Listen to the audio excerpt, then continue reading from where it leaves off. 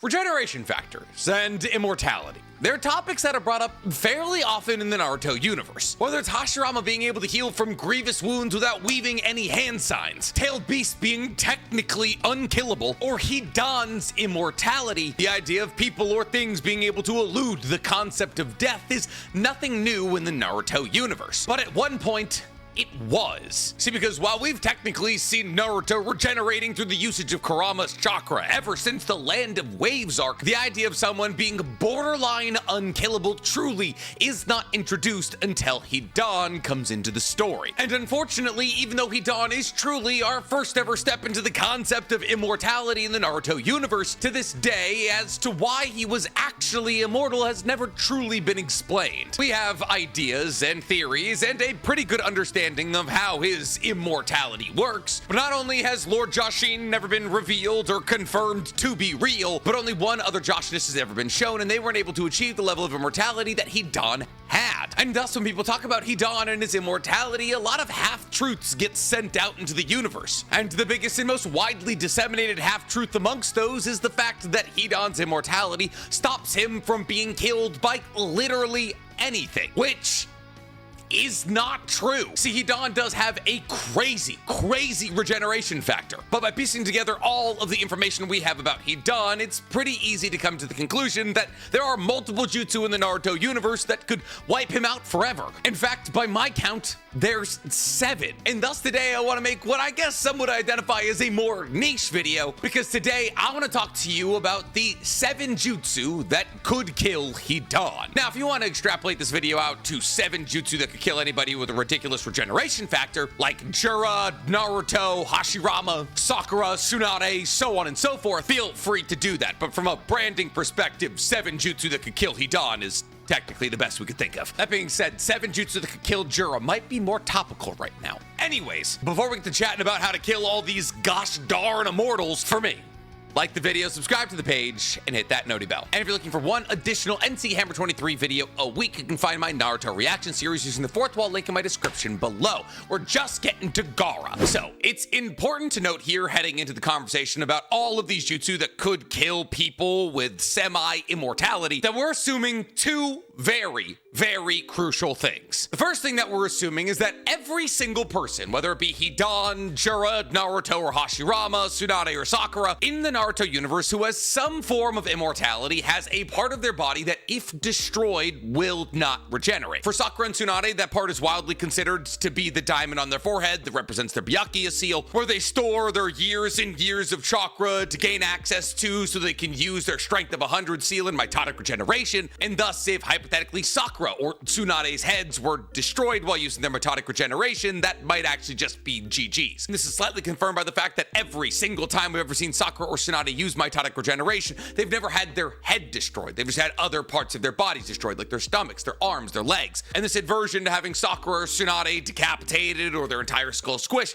seems to confirm that the strength of the mitotic regeneration rests in their forehead. For Jiraiya and the rest of the Shinju, the part of their body that can't be destroyed is obviously their soul thorn, and Hidan seems to suffer from the same weakness as Tsunade and Sakura. Because in Hidan's first ever battle, in his battle against Asuma, when we see Hidan be decapitated by Asuma, his body goes limp, and Hidan is only able to control his head. And while Kakuzu is able to reattach Hidan's head, and Hidan's able to get control of his body once again, this moment right here tells us that Hidan's immortality rests in his head, his brain. And thus, if you were to destroy his brain, or maybe even just disintegrate his entire body, he probably wouldn't be able to recover. So one of the key assumptions here when talking about jutsus that could destroy those with semi-immortality in the Naruto universe is that every single one of them has a part of them that cannot be destroyed, or at least that they wouldn't like destroyed. The second assumption we need to make is that every single person with some shade of immortality in the Naruto universe has a soul. Now, while this is an easy assumption to make for people like Hidan, Sakura, Tsunade, Naruto, and Hashirama, this conversational point does get a bit fuzzier when talking about people like Jiraiya. As well, yes, he has a soul thorn, and he himself comes from the Ten Tails. As to whether or not he has a soul in the way that all human ninjas have a soul, we can't necessarily confirm, and probably never will be able to. But with those 2 assumptions in mind, let's get to our list. The first jutsu we're going to be talking about today at number 7 on the list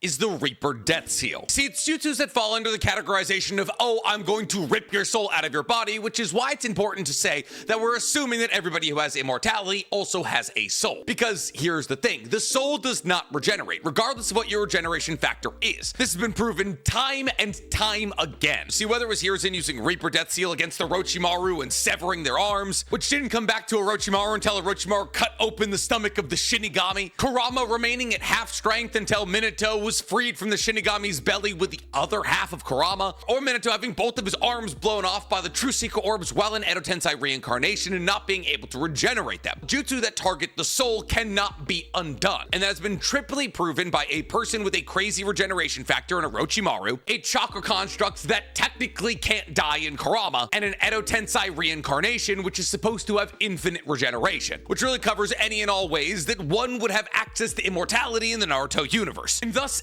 any jutsu that has the ability to separate a soul from somebody's body should be able to strip anybody with any kind of immortality of their life. Now, the only, and I mean only argument against this here is either for a person like Jura or Hidan. See, Jura may not have a soul, and therefore there may not be anything for the Reaper of Death to grab onto. As a construct made from the Ten Tails that Naruto used his Sage Boost sensory abilities on during the Fourth War to realize that the Ten Tails is actually just a convulsing mass of nature energy and it has no soul that he can reach out to, there is a fair to decent chance that Jura has no soul. And so using Reaper Death Seal against him is off the table. Now, the argument to be made for Hidan is one much less based in fact and more based in theory, as a lot of people believe that Lord Jashin is actually the Reaper we see when people use Reaper Death Seal, as the Reaper that is summoned is technically a Shinigami, the god of death. And if there is one entity in the Naruto universe that has the ability to grant somebody immortality, it may be the god of death. So maybe, just maybe, if somebody tried to use Reaper Death Seal against Hidan, the god of death would be like, no, I'm not taking his soul, I actually quite like him being alive. But we're not done with sucking the soul out of these idiots, because coming up at our number 6 spot, we have the Human Path's soul-stealing jutsu. See, the Human Path is often one of the most suspected paths of the 6 paths of pain. And that's because to Nagato, the Human Path seems to be the least important path, which is why it's often used as some kind of sacrifice in big and important fights. Like when Nagato uses it to defend the Animal Path in Nagato's final battle against Naruto. Well, I guess not his final battle, but his final battle while still alive. But when it comes to killing immortals, the Human Path is technically the most important path Nagato has. And really the most important path that any Rinnegan user has, because every Rinnegan user has access to the Human Path. And while the Human Path is usually used as the information collector path, as it allows for the user of the Rinnegan to place their hand over somebody's head and pull their soul out of their body, which gives them access to all of the deepest and darkest secrets inside of that person's soul. The secondary aspect of ripping somebody's soul out of their body for information is that they die. And thus, fundamentally, the Human Path kind of just works like the Reaper Death Seal, except it gives you information and doesn't kill the user. And thus, really, any user of the Rinnegan should be able to rather easily kill anybody with any shade of immortality. Which is why in Naruto and Nagato's secondary fight, when Nagato came back as an Edo Tensei reincarnation, Nagato tried to rip out Naruto's soul because it was the most surefire way to kill him. And thus, the Human Path's soul-stealing ability would work against anybody that Reaper Death Seal would work against. And thus is deserving of being above Reaper Death Seal on this list. But enough about stealing souls like a ginger vampire, guys, because coming up at number 5, we have Amaterasu. Now, I know what some of you are saying, Nick, Amaterasu is worthless. Anytime we've ever seen Amaterasu land, people have either just cut it off themselves or pushed it off themselves. And honestly, you're not wrong. However, it is important to note that Amaterasu is supposed to burn anything it lands on until it is nothing but ashes, or until the user of Amaterasu deactivates it. And thus, while people with crazy regeneration factors like Hashirama, Naruto, Tsunade, or Sakura, or even Hidan, could simply just block Amaterasu and then cut off whatever part of them was hit with Amaterasu and regrow it, if the Amaterasu was to hit somebody who doesn't have almighty push in somewhere like the chest or the head, that's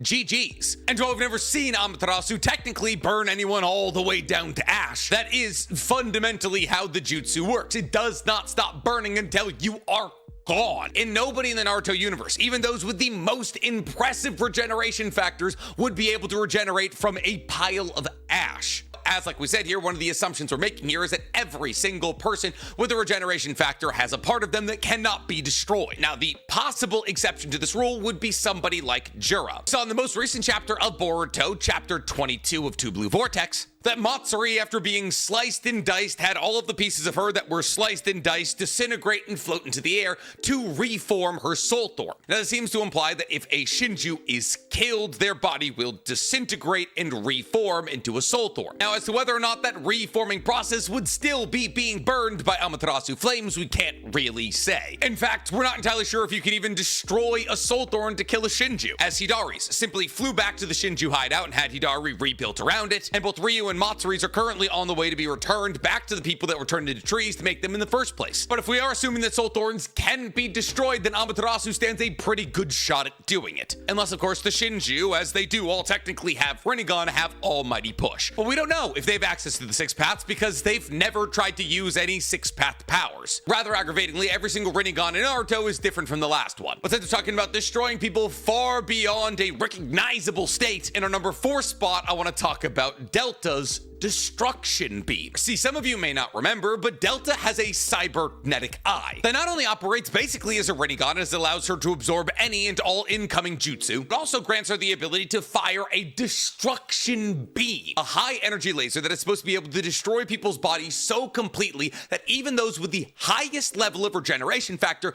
cannot regenerate from the destruction. And this is because anything hit by the Destruction Beam completely has its cells obliterated. And this Destruction Beam absolutely backed up that claim, as it was able to completely destroy one of Kawaki's arms when he jumped in to save Naruto, who also, mind you, would have probably died if hit by this Destruction Beam, as Kawaki, whose entire body is shinobi wear and therefore has one of the craziest regeneration factors in all of the Boruto universe, was unable to regenerate after being hit by this Destruction Beam. If this Destruction Beam was able to hit any high-level regenerator in somewhere vital, like their chest, their stomach, or their head, the inability to regenerate that part of their body would keep them dead forever. So Delta technically doesn't even need to destroy the core of somebody with a high regeneration factor like Tsunade or Sakura's foreheads or Jura's soul thorn, because so long as she technically strikes something that's vital, that's needed for everyday life, if that person isn't able to regenerate that part of their body necessary for everyday life, well, then they're gonna die, which makes the Destruction Beam one of the most effective abilities in the Naruto universe against people with a high regeneration factor, because so long as you don't get them in the arms or legs, they're probably dead. And even if you do get them in the arm or leg, well, then for the rest of the fight, they either have one leg or one arm. But on account of the fact that this jutsu can be blocked, kind of, it's not gonna be that high on this list. Not nearly as high as our number 3 entry on this list,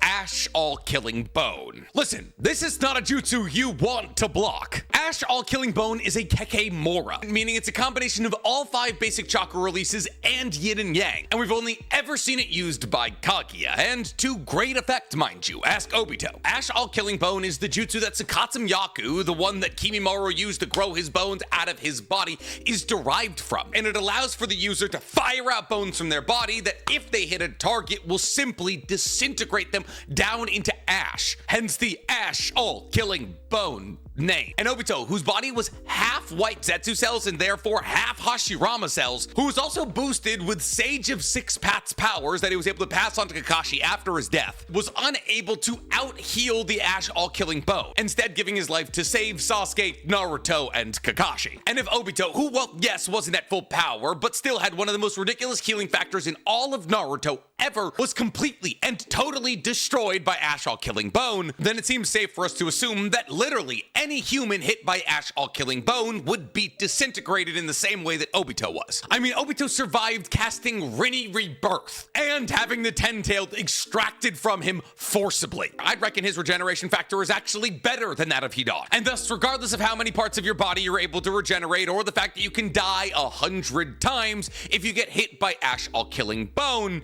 you're going in the urn. Now, once again, with somebody like Jura, this is kind of a tough one, because, like as we stated, when Matsuri was cut into a bunch of little cubes, her body then disintegrated into what appeared to be ash and then reformed into a soul thorn. And so long as that soul thorn exists, so does the Shinju it came from. So it appears as though so long as part of your body still technically exists in even the form of ash, there's a possibility that the Shinju are still able to come back to life. Now, it is important to note here that technically Ash All-Killing Bone does destroy its targets on a molecular level. So maybe since the molecules that were used to create the Shinju are now no longer Shinju molecules, that Ash could not be reformed into a Shinju. And honestly, that's kind of one of our safest bets for destroying a Shinju in the first place, assuming you don't want its soul thorn. Well, yes, Matsuri was cut up into a bunch of chunks. Being diced and being destroyed on a molecular level are very, very different things. There were still pieces of Matsuri you could identify as Matsuri, but when every molecule that comprised your body has been ruptured, then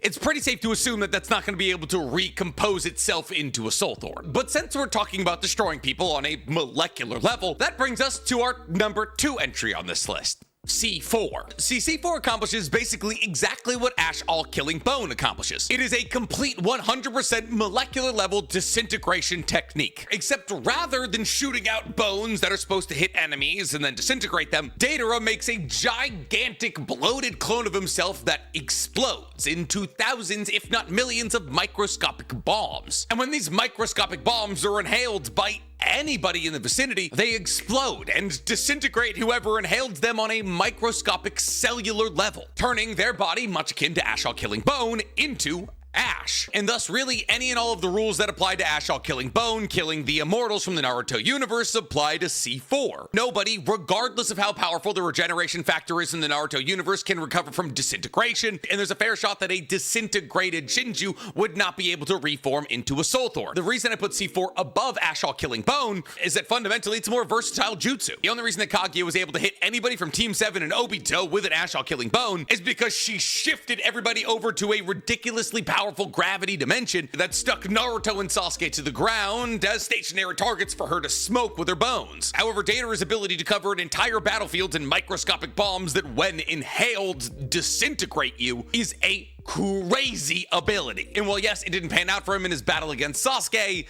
it probably should have. But when it comes to destroying things completely and totally, I think we all know every other single jutsu in the Naruto universe pales in comparison to Dust Release, also known as the Atomic Dismantling Jutsu. Now, Dust Release, the Kekkei Toda used by Inoki and Mu, is by far and away the most practical molecular dissolving jutsu in the Naruto universe. Not only, like C4, has it almost killed Sasuke, but it has also stood the test of time in battles against people like Madara, cutting down dozens of his Susanoo and slicing through a deep forest emergence. There seems to be nothing that Dust Release cannot counter, and the only reason we didn't see Dust Release win the 4th Great Shinobi World War is because unfortunately the person using it was in his 80s. Dust Release allows for the user to create a geometric shape, and that geometric shape can either be fired at an enemy or expanded around them, and everything within the confines of that geometric space is immediately dissolved on an atomic level, not molecular level, atomic level. Atoms are smaller than molecules, and Ash is not left behind. There is simply nothing left. The conversion of mass is not a phrase the Atomic Dismantling Jutsu knows. Anything, be it a sentient or non-sentient object stuck in the Atomic Dismantling Jutsu, is just gone. Be that Hidan, Sakura, Tsunade, Hashirama, Naruto, and more likely than not, any of the Shinju. Yes, when diced, they're able to reform their body into a soul thorn, but if there is nothing to reform, I don't think you're coming back. And honestly, that could be the reason that Boruto's anime-only episodes decided to kill Inoki. Maybe they knew that the Shinju were on the horizon and the only way to defeat them would be Atomic Dismantling Jutsu. But considering the fact that he was able to make a clone of himself that could use Dust Release better than we ever saw him able to, maybe we can just make another one. And with that, that is all the 7 jutsu that could very easily kill Hidan and any other person who has any shade of immortality in the Naruto universe. But I'm curious to hear from you guys. Do you believe these jutsu would be able to kill people like Hidan? And are there any other jutsu that you think would be able to accomplish the task? Let me know in the comments below. And while you guys are down there, please, for me, like this video, subscribe to the page, and hit that noti bell. Now, if you'll excuse me, I just want to go play Expedition 33.